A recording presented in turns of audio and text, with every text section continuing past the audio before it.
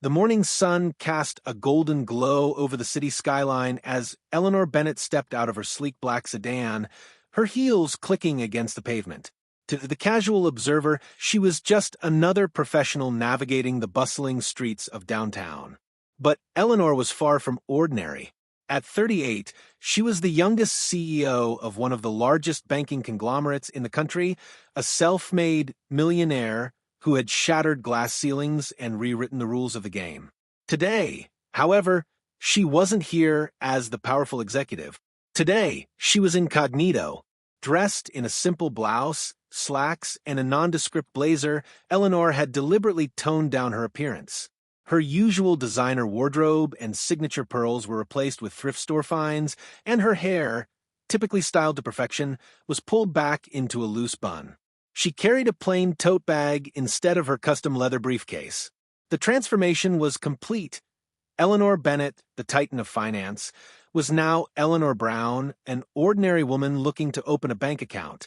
Her mission was clear: to assess the customer experience at one of her own branches.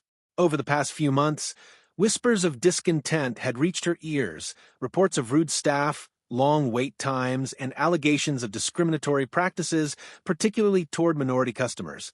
Eleanor had built her empire on the principles of inclusivity and excellence, and she refused to let her own institution falter. If there were cracks in the foundation, she would find them and fix them herself. The branch in question was located in a mid-income neighborhood, a place where diversity thrived, but economic disparities were stark. As she approached the glass doors, Eleanor took a deep breath, steeling herself for what lay ahead. She was no stranger to adversity. Growing up in a low-income household, she had faced her share of prejudice and hardship. But today, she wasn't here as a victim. She was here as a silent observer, a detective in her own empire. The moment she stepped inside, the sterile air of the bank enveloped her. The line at the teller's counter was long, and the waiting area was filled with a mix of impatient customers. Eleanor joined the queue, her sharp eyes scanning the room. She noticed how the staff seemed to prioritize certain customers while others were left waiting indefinitely. A young black man in front of her was repeatedly ignored, his polite inquiries met with curt responses. An elderly Latina woman struggled to fill out a form, her requests for assistance dismissed with a wave of the hand. Eleanor's jaw tightened, but she remained silent, her mind cataloging every detail. She had expected some level of inefficiency, but the blatant disregard for basic customer service was alarming. As the line inched forward, she felt a growing sense of unease. This wasn't just about poor service, it was about a culture of disrespect, one that contradicted everything she stood for. Finally, it was her turn. She stepped up to the counter, her heart pounding with a mix of anticipation and dread. The teller, a middle-aged man with a name tag that read Greg, barely glanced at her. "Next," he muttered, his tone dripping with indifference. Eleanor smiled politely, her voice calm but firm. "Good morning. I'd like to open a new account, please." Greg sighed, audibly, as though her request was an inconvenience. "Do you have your ID and proof of address?" She handed over the documents, her movements deliberate. Greg snatched them from her hand, his eyes narrowing as he scanned the information. For a moment, Eleanor thought she saw a flicker of recognition in his gaze, but it was quickly replaced by a smirk. "This address is in a pretty rough area," he said, his tone laced with condescension. "You sure you can handle the minimum balance?" Eleanor's smile didn't waver, but her mind raced. This was more than just poor customer service. It was a blatant display of bias. She opened her mouth to respond, but before she could speak, Greg leaned in closer, his voice low and menacing. "Listen, lady," he said, his breath hot against her face. "We don't have time for games. If you're not serious, step aside." Eleanor's heart skipped a beat. She had expected to uncover flaws in her system, but she hadn't anticipated this level of hostility. As she stood there, frozen in disbelief, she realized that her undercover mission was about to take a turn she could never have predicted. And then it happened. Greg's hand shot out, shoving her backward. "I said move." The room fell silent as Eleanor stumbled, her bag slipping from her shoulder. For a moment, time seemed to stand still. Then chaos erupted. Greg rounded the counter, his face twisted with anger, and before she could react, he grabbed her arm, his grip bruising. "Security," he barked. "We've got a troublemaker here." Eleanor's mind raced as she was dragged toward the exit, her protests falling on deaf ears. She had come here to uncover the truth, but now she was about to become the story, and as the doors slammed shut behind her, she knew one thing for certain: nothing would ever be the same again. The bank's fluorescent lights flickered overhead as Eleanor Bennett was unceremoniously dragged toward the exit, her arm throbbing from the teller's vice-like grip. The other customers watched in stunned silence, their faces a mix of shock and discomfort. A few muttered under their breath, but no one dared to intervene. Eleanor's mind raced as she struggled to process what was happening. She had walked into this branch as an undercover CEO, determined to uncover the truth about her company's culture. Now, she was being treated like a criminal. "Let me go," she demanded, her voice sharp and authoritative despite the chaos. But Greg, the teller who had initiated the confrontation, was undeterred. His face was flushed with anger, his eyes blazing with a sense of misplaced righteousness. "You think you can come in here and cause trouble?" he spat, his voice loud enough for everyone in the bank to hear. "We don't tolerate your kind here." Eleanor's stomach churned at the implication of his words. "Your kind." The phrase hung in the air like a dark cloud, heavy with prejudice. She had faced discrimination before, subtle glances, veiled comments, the occasional microaggression, but this was different. This was brazen, unapologetic, and deeply personal. As they reached the entrance, a security guard appeared, his expression grim. Greg shoved Eleanor toward him, his voice dripping with contempt. "She's causing a disturbance. Call the police." The guard hesitated, his eyes flickering between Eleanor and Greg. "Are you sure about this?" he asked, his tone cautious. "Do your job." Greg snapped, his face red with fury. The guard sighed and pulled out his radio, calling for backup. Eleanor's heart pounded as she realized the situation was spiraling out of control. She had to act fast. "Listen to me," she said, her voice calm but firm. "This is a misunderstanding. I'm not causing any trouble. I just wanted to open an account." Greg snorted, crossing his arms over his chest. "Yeah, right. People like you always have an excuse." Eleanor's jaw tightened, but she refused to let his words rattle her. She had faced worse in her life, and she wasn't about to let a small-minded man like Greg break her resolve. She turned to the security guard, her eyes pleading. "Please, just let me explain." Before the guard could respond, the sound of sirens cut through the air. Moments later, 2 police officers entered the bank, their expressions stern. Greg immediately pointed at Eleanor, his voice dripping with venom. "That's her. She's the one causing trouble." The officers approached Eleanor, their hands resting on their belts. "Ma'am, we need you to come with us," one of them said, his tone leaving no room for argument. Eleanor's mind raced. She could reveal her identity now, put an end to this madness, but something held her back. This wasn't just about her anymore. It was about every person who had ever been mistreated in this bank, every customer who had been made to feel less than human because of their race, their income, their background. If she revealed herself now, the truth would be buried and nothing would change. So she stayed silent as the officers handcuffed her, the cold metal biting into her wrists. The other customers watched in stunned silence, their faces a mix of shock and disbelief. As she was led out of the bank, Eleanor caught a glimpse of Greg's smug expression, and a fire ignited within her. This wasn't over. Not by a long shot. The ride to the police station was a blur. Eleanor sat in the back of the squad car, her mind racing as she formulated her next move. She had walked into that bank as an undercover CEO, determined to uncover the truth. Now, she was leaving as a victim of systemic prejudice, her mission more urgent than ever.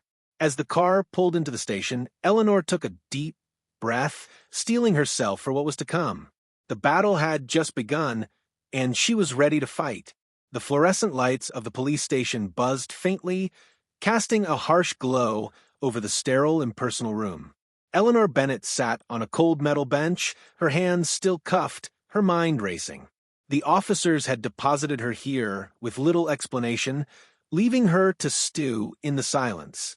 She could feel the weight of the situation pressing down on her, but beneath the surface, a quiet determination burned. This wasn't just about her anymore. It was about every person who had ever been wronged by the system she was now entangled in.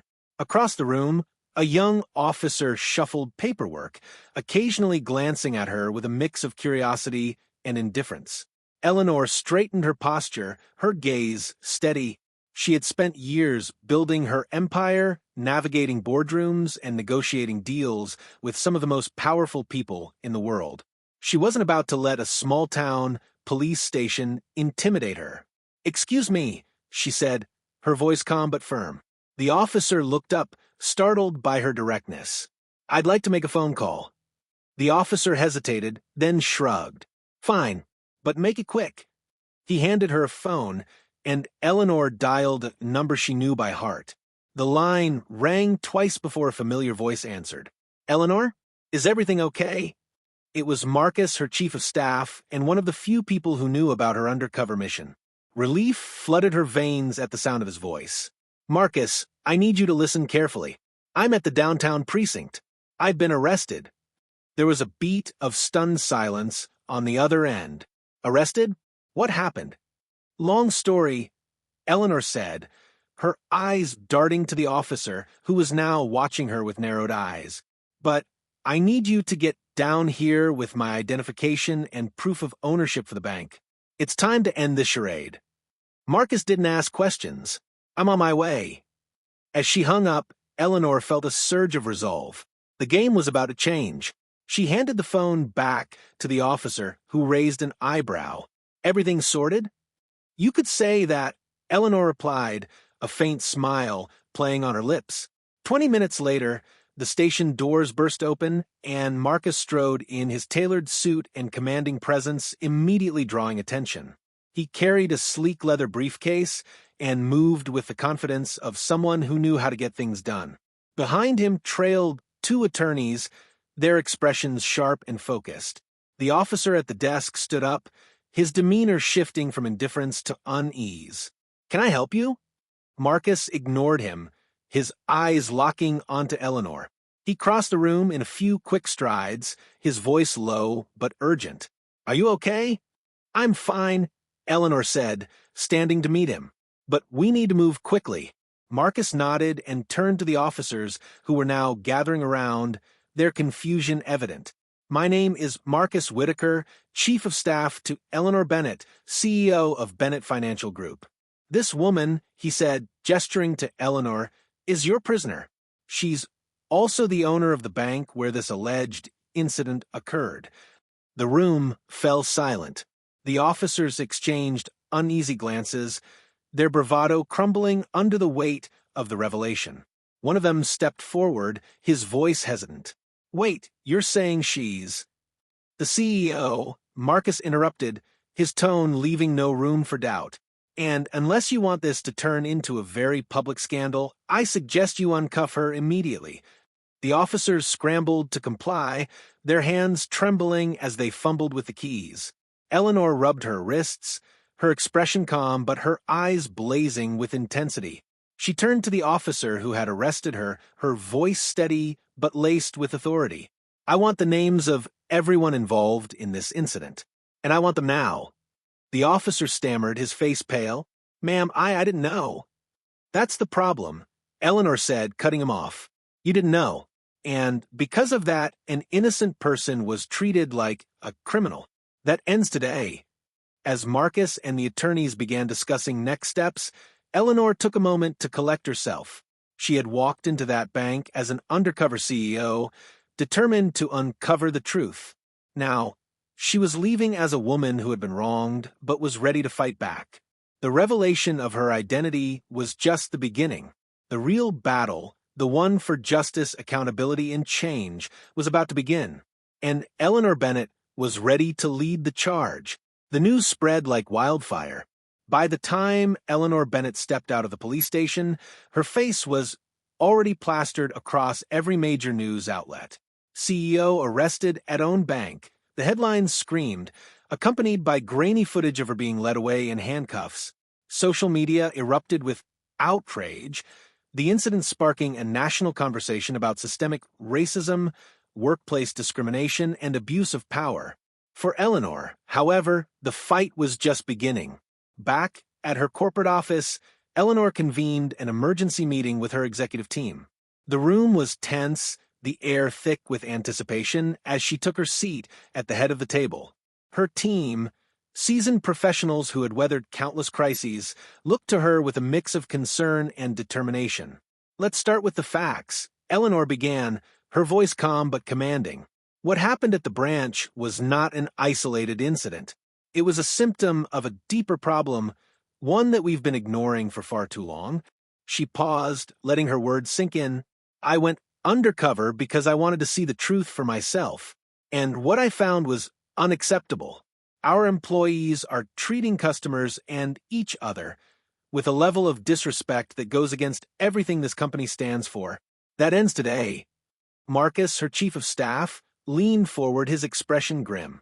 "We've already identified the employees involved in the incident. Greg Thompson, the teller who assaulted you, has been suspended pending further investigation.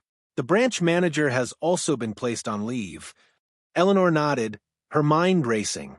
"Good, but this isn't just about punishing a few bad apples. It's about addressing the culture that allowed this to happen in the first place. I want a full audit of every branch, customer complaints, employee behavior, everything. If there's a problem, I want to know about it."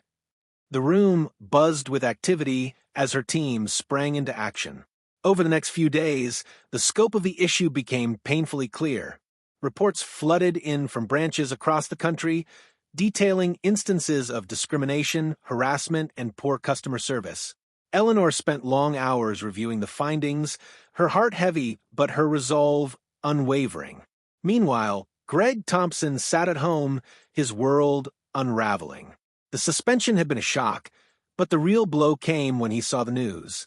The woman he had assaulted wasn't just a customer, she was the CEO. His stomach churned as he replayed the incident in his mind, the weight of his actions crashing down on him. He had always considered himself a good employee, someone who followed the rules and did his job. But now, he was the face of everything wrong with the company. When the call came summoning him to a meeting with HR, Greg knew what was coming. He arrived at the corporate office, his hands trembling as he was led into a small, sterile room. Eleanor was there, her presence commanding even in silence. She didn't yell or berate him. Instead, she simply handed him a folder containing the findings of the investigation. "Do you understand why you're here?" she asked, her voice steady. Greg nodded, his throat dry. "Yes, ma'am." "What you did was wrong," Eleanor said, her eyes piercing. "But it wasn't just about me. It was about every person who has ever walked into one of our branches and been made to feel less than human. That's not the company I built, and it's not the company I will tolerate." Greg looked down, his face burning with shame. "I'm sorry," he whispered. Eleanor sighed, her expression softening slightly. "I believe you, but sorry isn't enough. You're being terminated, effective immediately. I suggest you use this as an opportunity to reflect on your actions and do better in the future." As Greg left the room, Eleanor felt a pang of sadness. She had no doubt that he deserved to be fired, but she couldn't shake the feeling that he was a product of a broken system, one that she had a responsibility to fix. The fallout from the incident was far from over, but Eleanor was ready to face it head-on. She had walked into that bank as an undercover CEO, determined to uncover the truth. Now, she was leading the charge to rebuild her company from the ground up, one branch at a time. The road ahead would be long and difficult, but Eleanor Bennett had never been one to back down from a challenge. The sun rose over the city, casting a golden glow on the sleek glass facade of Bennett Financial Group's headquarters. Inside, Eleanor Bennett stood at the window of her corner office, her reflection a portrait of quiet determination. The past few weeks had been a whirlwind of change, controversy, and hard decisions. But as she looked out at the bustling streets below, she felt a sense of clarity she hadn't known in years. The storm was far from over, but the foundation for a brighter future had been laid. The company-wide reforms were already underway. Under Eleanor's leadership, Bennett Financial Group had launched a sweeping initiative to address systemic issues within its branches. Mandatory diversity and inclusion training, anonymous reporting systems for misconduct, and a complete overhaul of customer service protocols were just the beginning. Eleanor had also established a task force to review hiring practices, ensuring that the company's workforce reflected the communities it served. But for Eleanor, the most important change was cultural. She had made it clear that discrimination, in any form, would not be tolerated. Employees who had once turned a blind eye to misconduct were now empowered and expected to speak up. The message was simple. Bennett Financial Group was no longer just a bank. It was a beacon of accountability and progress. The public response had been overwhelmingly positive. Customers who had once felt marginalized now saw the company as an ally, and the media hailed Eleanor as a trailblazer. Yet, amidst the praise, Eleanor remained grounded. She knew that true change wasn't about headlines or accolades, it was about action. That morning, she was scheduled to address the staff at the branch where it had all begun. The same branch where she had been assaulted, arrested, and ultimately vindicated. As her car pulled up to the building, Eleanor took a deep breath, steeling herself for the emotional weight of the moment. Inside, the staff had gathered in the lobby, their expressions a mix of apprehension and hope. Eleanor stepped up to the podium, her presence commanding, yet approachable. She looked out at the faces before her, some familiar, some new, and began to speak. "A few weeks ago, I walked into this branch as a customer," she said, her voice steady but filled with emotion. "What happened that day was a wake-up call, not just for me but for all of us. It exposed flaws in our system, flaws that we are now working tirelessly to fix. But it also revealed something else, the incredible potential for growth and change." She paused, letting her words sink in. "I'm not here to dwell on the past. I'm here to talk about the future. A future where every customer who walks through these doors is treated with dignity and respect. A future where every employee feels valued and empowered. That's the vision I have for this company, and I know that together we can make it a reality." The room erupted in applause, but Eleanor wasn't finished. She gestured to a young woman standing at the edge of the crowd. "This is Maya Carter," she said. "She's our new branch manager, and she represents the kind of leadership we need moving forward, compassionate, courageous, and committed to change." Maya stepped forward, her eyes shining with gratitude. "Thank you, Ms. Bennett. I promise to honor the trust you've placed in me." As the event concluded, Eleanor took a moment to walk through the branch, now transformed into a space of inclusivity and professionalism. She stopped at the teller's counter, the same spot where she had been assaulted, and felt a surge of pride. What had once been a symbol of failure was now a testament to resilience and renewal. Later that evening, as she sat in her office reviewing the day's progress, Eleanor allowed herself a moment of reflection. The journey had been arduous, but it had also been necessary. She had walked into that bank as an undercover CEO, determined to uncover the truth. Now, she was leaving it as a leader who had faced her company's flaws head-on and emerged stronger for it. The road ahead would undoubtedly have its challenges, but Eleanor was ready. She had built her empire on the principles of integrity and excellence, and she would continue to lead with those values at the forefront. The story of Bennett Financial Group was far from over, it was just beginning, and Eleanor Bennett was ready to write the next chapter.